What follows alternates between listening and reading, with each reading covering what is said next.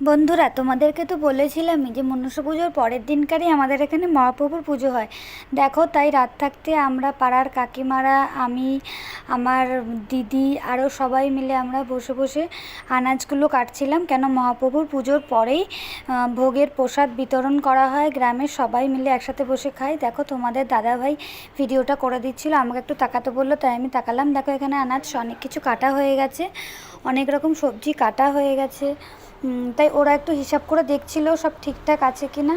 প্রায় 500-550 লোকের উপরে খায়, অনেকে সবাই মিলেই খায় এখানে প্রসাদ। তাই সবাই মিলে আলোচনা করছিল সব ঠিকঠাক হয়েছে কিনা। আমরা পাড়ার সব মহিলারা মিলে রাত 2টোর থেকে বসে বসে সবজি কাটছিলাম। বাড়ি আস্তে আস্তে, এই দেখো আমার যা, বাড়ি আস্তে আস্তে আমাদের প্রায় ভোর হয়ে গেছে।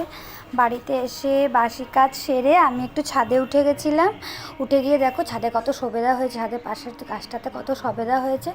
ছাদে উঠে আমি একটুখানি ছবি তুলছিলাম। মানে ছাদের উপর থেকে না আমার নিচটা দেখতে ভীষণ ভালো লাগে, তাই উপর থেকে আমি একটু ক্যামেরা ঘুরিয়ে ঘুরিয়ে দেখছিলাম। সকালে সব কাজ সেরেই তারপরে উপরে উঠেছি। দেখো কি সুন্দর লাগছে সকালের পরিবেশটা। ওই দেখো ভলু বসে আছে ওখানে। তারপরে আমরা গৌরাঙ্গ পুজোয় যাব বলে তাই রেডি হয়ে নিয়েছি। আমি শাড়ি পরে নিয়েছি হলুদ রঙের একটা, দিদি আমাকে পরিয়ে দিয়েছে শাড়িটা। কেন আমি তাঁতের শাড়ি ভালো করে পরতে পারি না, দিদি আমাকে ভালো করে পিন করে পরিয়ে দিয়েছে। আর আমাদের জানো তো, এবার পুজোতে ছেলেদের সাদা ধুতি আর সাদা গেঞ্জি পরার থিম ছিল। সব ছেলেরা, সঙ্গে যত সদস্যরা ছিল সবাই ওই একই রকম পোশাক পরেছিল, আর খুব ভালো লাগছিল সবাইকে। এদিকে তো তোমাদের দাদাভাই তো ধুতি পরতে পারে না বাবা, তাই আমার শ্বশুরমশাই পরিয়ে দিচ্ছিল। আগে তোমাদের দাদাভাইকে পরিয়ে দিয়েছে, এবার আমাদের এই যে গোপাল আছে ভাইপো, ওকে পরিয়ে দিচ্ছিল। আর তোমাদের দাদাভাই দেখো, ওই দেখো কুচিটা ধরার চেষ্টা করছিল, কুচিটা কীভাবে করে, পারছে তো না। ওই দেখো কুচি করতে গিয়ে পুরোই নিজে নিজেই ঘুরে যাচ্ছে। বাবা এসে বললো, ছাড়, দাঁড়া আমি পরিয়ে দিচ্ছি। বাবা গোপালকে পড়ানো শিখিয়ে দিচ্ছিল, কারণ গোপাল তো এখন একটু বড় হয়ে গেছে, গোপালও এখন একজন সদস্য হয়ে গেছে।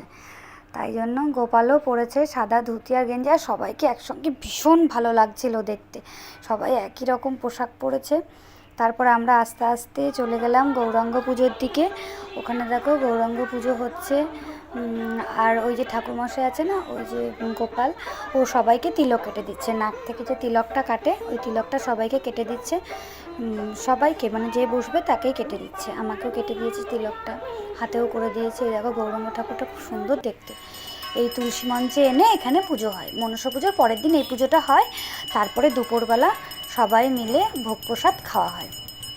যে আনাজগুলো কাটা হলো সেগুলো দিয়ে রান্না হয়েছে, সেই রান্নার লোক আসে আলাদা এসে, সেই শুধু ঠাকুরের ভোগই বানায়। এই দেখো সবাই মিলে পুজো শেষ হয়ে গেছে, তারপরে পাড়ার সবাই মিলে একত্র হয়েছি। উফ, কী যে ভালো লাগছিল, কী যে আনন্দ হয়েছে আমার, ভীষণ ভীষণ আনন্দ হয় আমার এই পুজোটাতে। সবাই মিলে এক জায়গায় বসে, দেখো কত লোক, সবাই একসাথে বসে।